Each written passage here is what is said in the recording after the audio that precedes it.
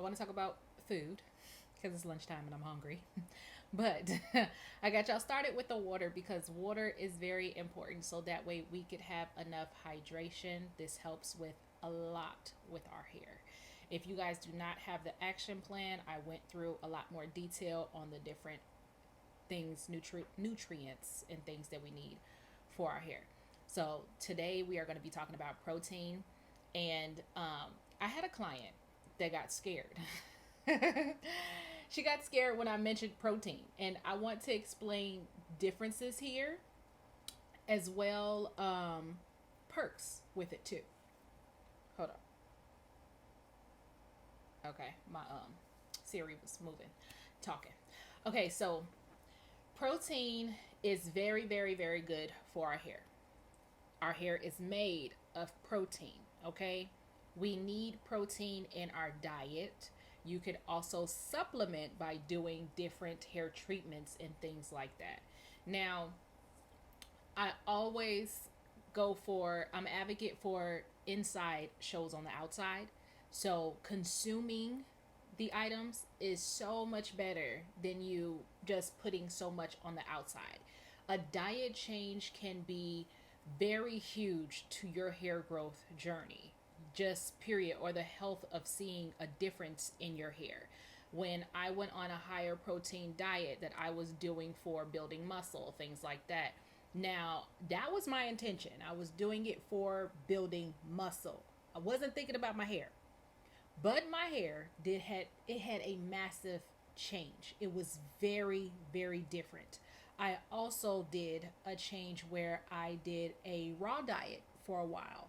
And when I did that, I didn't have as much protein. I also had tried to do one where I was like cooking instead of doing the raw diet. But even still, vegans, I applaud them on the ones that put in a lot of protein into their diet because it is very hard to get in the amount of protein that you need if you're not knowledgeable. And at that time, I was not knowledgeable on what I was doing on trying to get in the protein. So I saw the change that happened to my hair from not having enough protein in my diet. So protein is very, very important for how our hair is going to look. Essentially, that's what it is. It's our look of our hair is important if you don't have enough protein in your diet.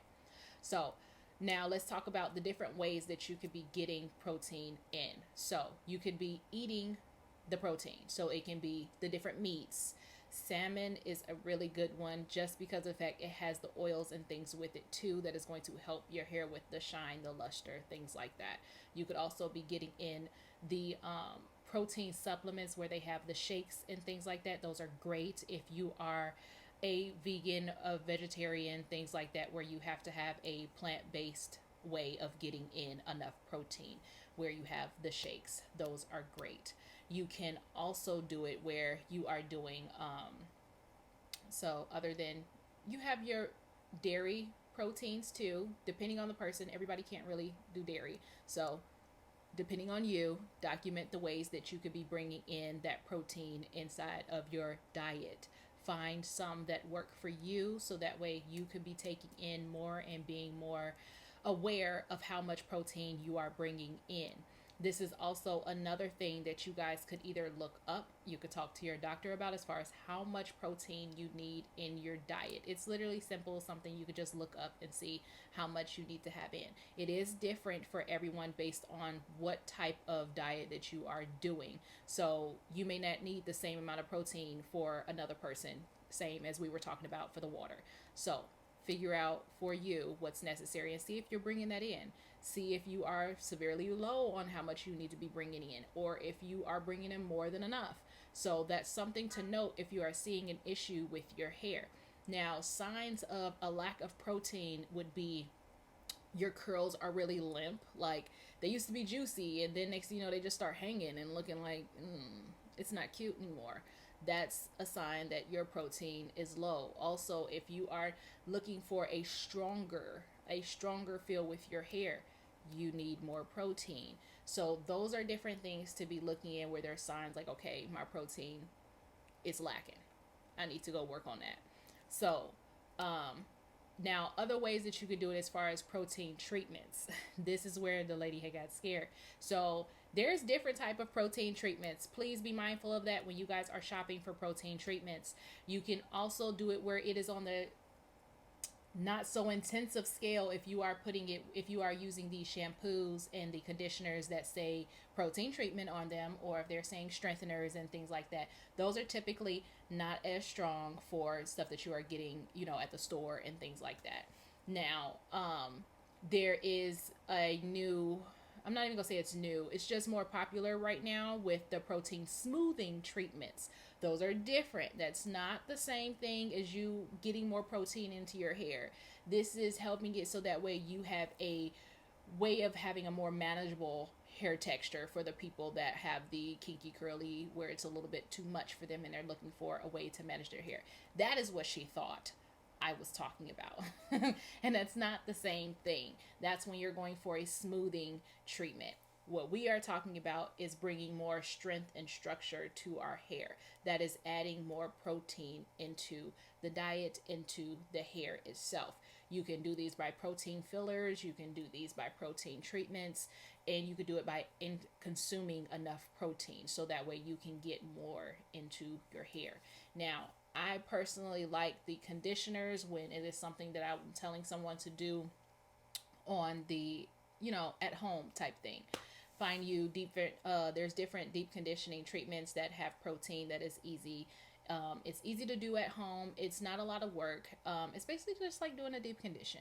It's just that it has more protein in it than a typical conditioner would. So that would be a way that you can do it where you are putting it on the outside of the hair.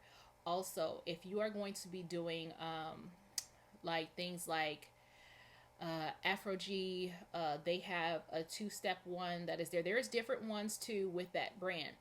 Be careful when you are using that brand because it does make the hair get pretty hard, and you have to be aware of that before you do it. You can soften it before you're getting ready to rinse it out by spraying your hair with a spray bottle. Make sure you guys are reading the instructions when you are doing these different treatments. So protein is something that a lot of people need, that they are not aware of, that they are not consuming enough of in their diet. It is also not part of their hair care regimen at all. And that's something to pay attention to, especially if you are going for a curly hair. You want your curls to be cute. You want your curls to be more defined. You want them to, you want your hair to be stronger and not so brittle. The protein is needed.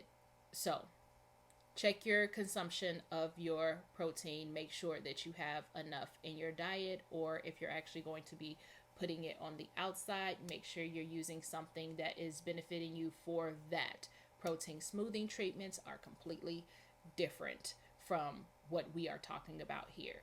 So yeah, check out the different products. If you don't have the action plan, go ahead and grab that so that way you guys can get the extra little benefits for protein and how that works with the hair. And I also put in some other different nutrient things that we're going to talk about too, so that way you guys can get better with caring for your hair, even caring for it at home, because everybody don't have salon money.